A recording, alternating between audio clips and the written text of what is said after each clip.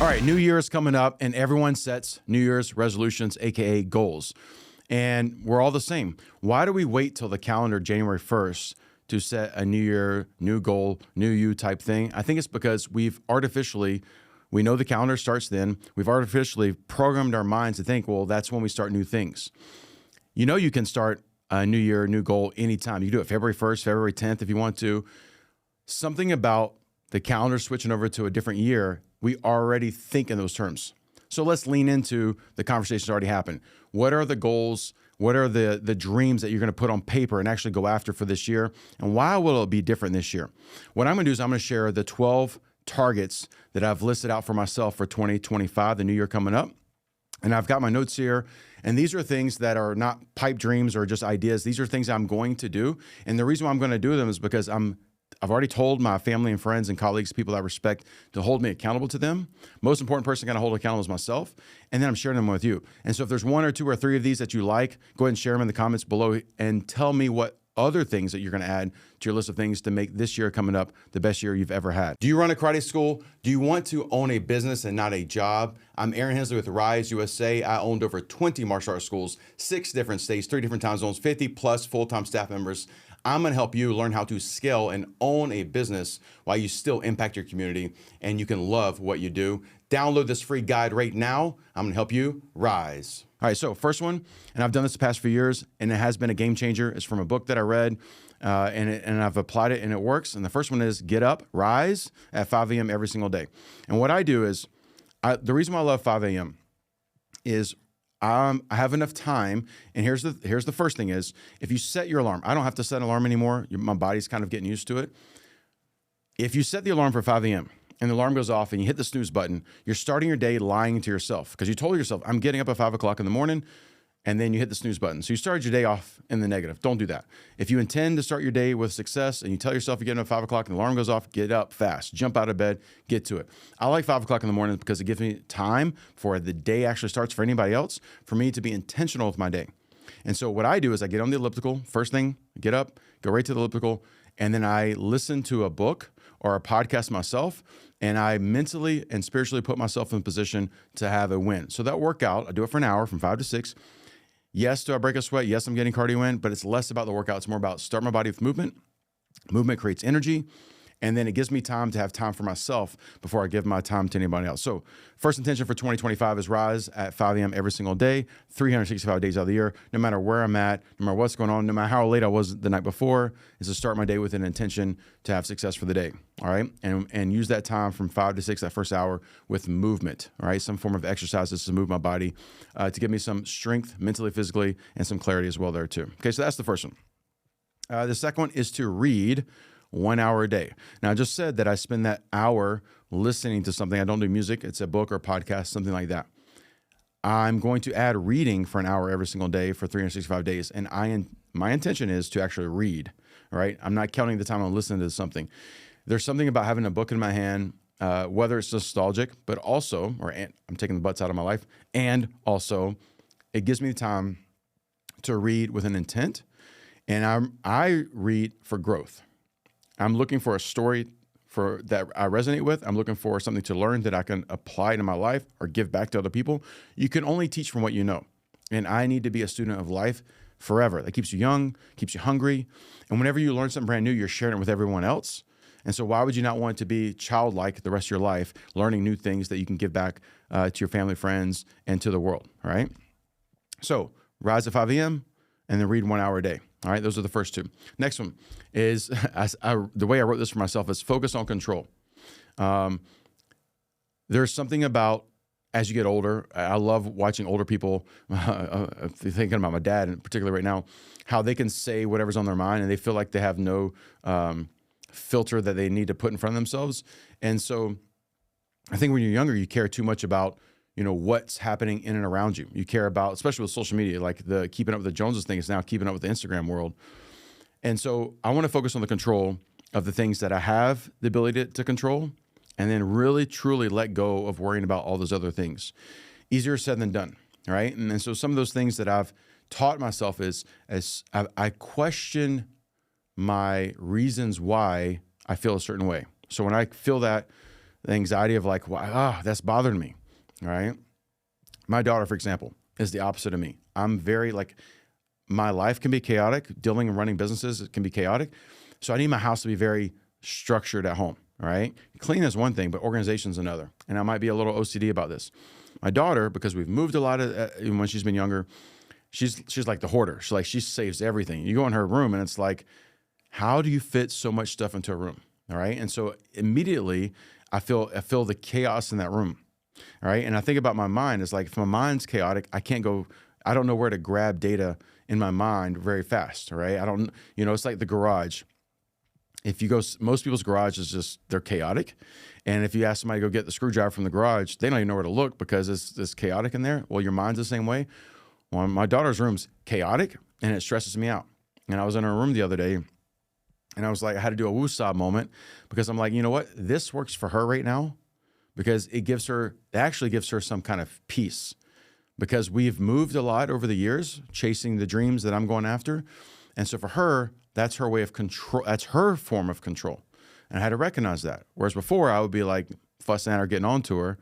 I'm like, no, this is what she has the ability to control. So for her, this gives her peace. Whereas for me, it gives me chaos. Okay. So I'm focusing on the things I can control and learn what those triggers are for me. All right. Next, this is going to be the hardest one for me. This is the hardest one of the 12, I believe. Okay. I'm going to take one day a week out of 52 weeks of 2025. I'm going to take one day a week and I'm going to completely disconnect from my phone. I'm not going to touch my phone for a 24-hour period. And that one's going to be tough because every time I've done this in the past, I come back to that phone and there's like 700 emails. On my iPhone, I don't have any unchecked. There's no notifications. I constant throughout the day, I clear out my emails. I can't stand those, somebody's got, I've got 47,000 unchecked emails. I would delete my emails, start over. So disconnecting for 24-hour period, 52 days, 52 weeks. So that's going to be 52 days I do this. I think this is going to be the hardest one for me. I know there's going to be some withdrawal. I'm probably going to be pretending I have a phone in my hand for a period of time. I definitely think, though, this is going to be a game changer for me to be more intentional.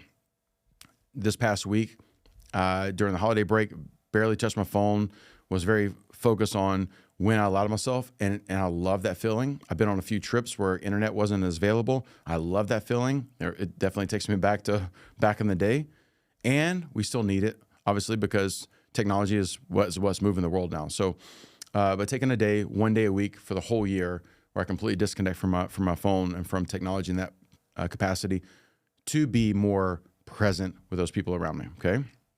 The fifth one that I've written here. By the way, if you email me, Aaron@riseusa.com, AARON@riseusa.com, I have a worksheet that I've created for myself, for me to check in with myself for the whole year. And if you want me to share that with you, you can take it, use it for concept for yourself. If you want to follow along, do this with me. If you want to create your own, I can give you an idea of how to use that, okay? So fifth one here is practice, and I put the word radical kindness, all right? I remember seeing the shirt, don't mistake my kindness for weakness. I've seen that several times. And the thing is like, I want to strive to be the kindest person in any room I walk into. Now, I'm still, my other nickname is Red Dragon. I still can be hard when I need to be and those things, but kind is something that I love when I lead with my heart. Like, I believe I'm at my personal best when I lead with my heart, and then I let logic and my mind come behind it. When I lead with logic in my mind and that skill first, and then heart second, I actually might be more successful. I don't feel as good about what I'm doing. And so I intend to practice radical kindness for the whole year and learn when I feel like sometimes I'm not showing empathy enough with somebody or a position. Now, it doesn't mean allow myself to be taken advantage of. It doesn't mean just give freely with no care about how and who it's going to. My intent, though, is to every single day to make sure when I walk into the room, my goal is to be able to have the ability to be the kindest person in that room because I believe that it resonates with everyone else. And second, I believe it's contagious. I believe that when you are giving and kind, it attracts more of that and attracts people to want to be more of that. All right. Next one on the list, is I've done the past few years, I love doing it, is journal daily. And so like people get confused about what journaling is. All I do in my journaling is I reflect on my daily wins. I write down every morning, I write down like the 4, 5, 6 things that I intend to do with my day. So I feel like I get a W every day. Like I want to go to bed every night with a win for the day. I want to win the day. All right. And yes, sometimes I don't. We all have those off days. I know that there's a scorecard in life and I'm setting the bar for that, right? I set the standard for my life. And so I journal about my intent for the day. I reflect back in the day, what was a win, what was a loss. I put in there things, people talk about being, what do you have gratitude for? I am not good at sometimes recognizing directly in that moment. And so looking back helps me reflect on where I've been and where I'm going to make sure that I am happy with me at the end of the day. Not for my parents, not for my friends, not for my kids. Like I got to be happy with myself. So journaling daily is number 6 on the list. Number 7, prioritize sleep. 7 hours is my target. I am not good at this yet, and I'm working towards being better about that. I know all the great benefits of sleeping, taking that time. That's where putting the device away, not checking those notifications during that time. But prioritizing sleep has just got to be something I have to do better. All right. Number 8 is master one skill for the year. And I am I've got like a list of 5 things I would like to learn and master. And I know I can't master 5 things. So my intent is to have one of those things and master for the year. Now, a couple things that I've started recently. Haven't learned yet, learning how to cook and actually appreciating what it takes to go into preparing a great meal. I'm not sure if that's what I'm choosing yet to master, but I'm enjoying the experience of that so far. All right. My daughter says I need to learn how to dance because I don't do the TikTok dances good enough yet. So, but I'm not sure if that's going to be on the list. All right. Number 9 on the list, I said hydrate like a pro. I'm surrounded by athletes all the time. I know water is the best thing you can put in your body for this. And so what I've done is, and I'm a little, if I'm gonna be bougie about anything, it's definitely my water intake. Like I want good quality H2O. I keep picturing that movie every time I hear that. And so I'm make sure that there's not a reason for me not to have water. 2, make sure it's an intent every single day. It's something I was very weak on this year, and I know I have to do better. It's better for my body. And as you get older, you appreciate taking care of your body a little bit more. Okay. Number 10, celebrate small wins.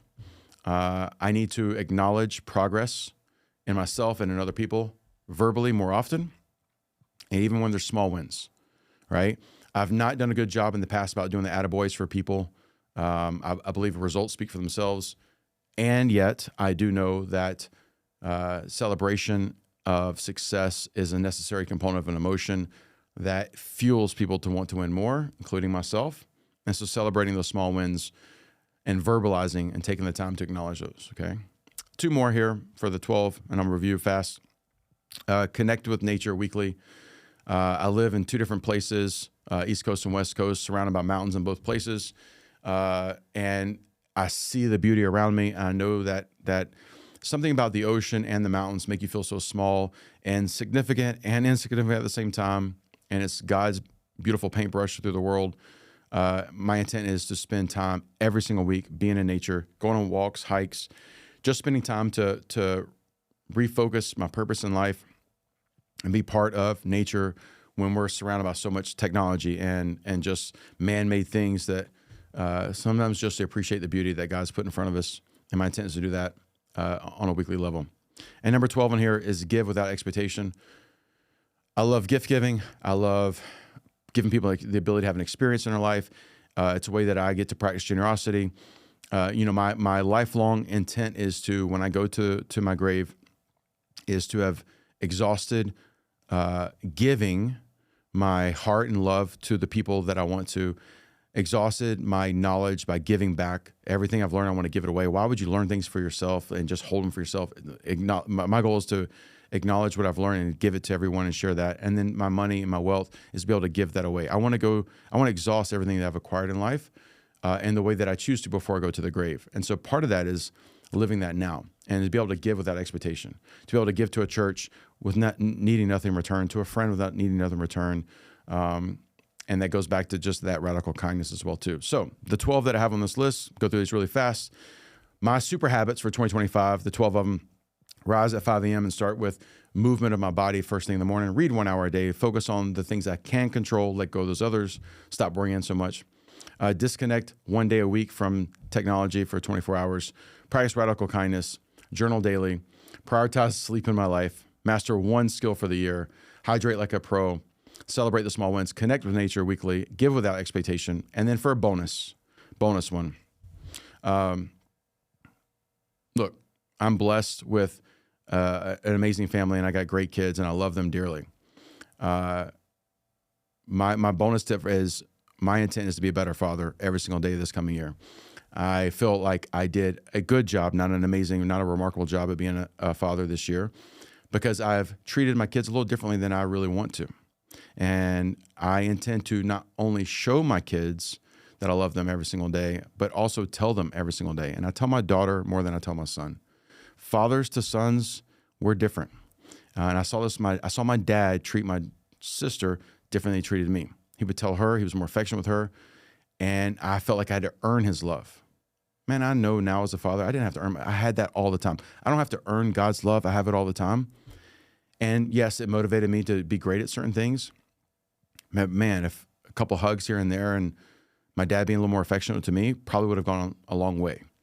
And so my intent is to be a better father 365 days in 2025 by showing and telling my kids every single day that I love them to death, that nothing else matters in the world, because I know that I love them more than they love me. That's how it's supposed to be. And I want to make sure that I don't ever leave a doubt in their mind that their father loves them. So those are my 12 with a bonus tip. I want to know what your super habits for 2025, what are you going to do to make sure that this year is your best year yet ever, and that you continue to grow into the best version of yourself so we can all rise together.